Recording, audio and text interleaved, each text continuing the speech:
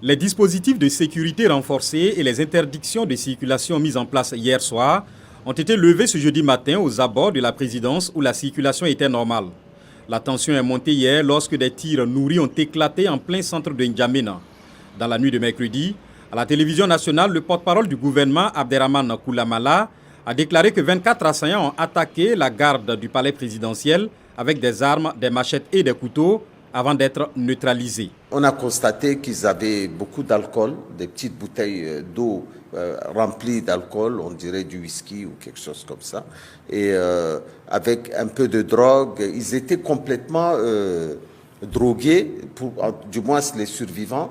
D'après le procureur de N'Djamena, Oumar Kedelai, ces individus ont simulé une panne de leur véhicule et en ont profité pour attaquer les gardes du palais présidentiel. Lors de cette attaque, les assaillants ont tué 2 militaires et grièvement blessé 5 autres éléments et ont tenté de s'introduire à l'enceinte de l'institution.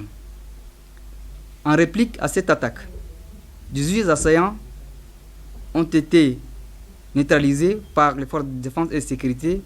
6 blessés parmi les assaillants ont été enregistrés. Ce matin, le porte-parole du gouvernement dit écarter la piste terroriste. On peut d'ores et déjà écarter une attaque terroriste. Ce sont des jeunes qui sont venus de quartiers périphériques de la ville de N'Djamena.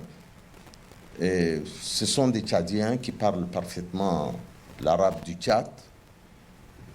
Ce n'est pas des bandes organisées. Certaines voix dans l'opposition émettent des doutes sur le récit officiel. Max Kemkoy, porte-parole du groupe de concertation des acteurs politiques, un groupe de partis d'opposition, évoque un montage orchestré par le pouvoir.